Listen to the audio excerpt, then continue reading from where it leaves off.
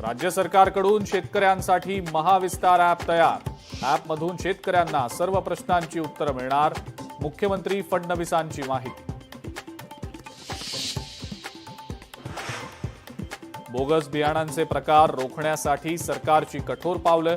प्रत्येक कृषी केंद्राबाहेर खत लिंकिंगचा बोर्ड असणार. लिंकिंगचा गैरवापर केल्यास कारवाई होणार. मुख्यमंत्र्यांचा इशारा.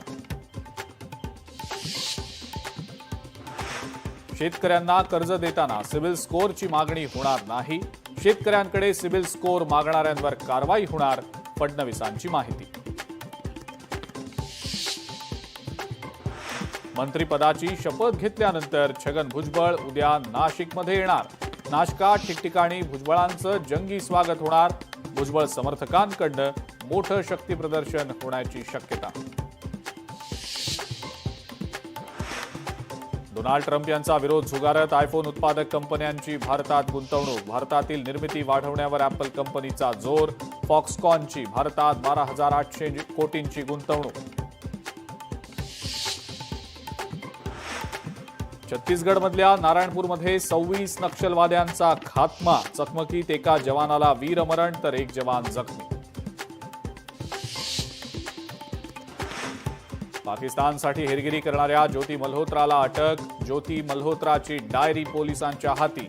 डायरीमध्ये पाकिस्तान फिरल्याचा उल्लेख. कोकणात जाणाऱ्यांसाठी खुशखबर. मुंबईतल्या माझगावपासनं मालवण, विजयदुर्ग आणि रत्नागिरीपर्यंत जलवाहतूक सुरू होणार.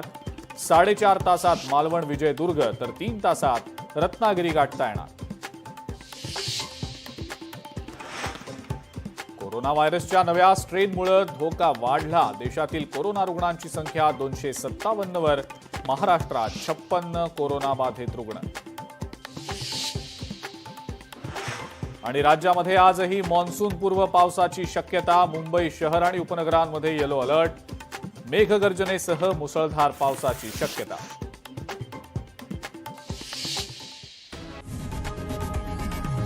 लोकशाही मराठी ऐका, पहा, जागरूक रहा.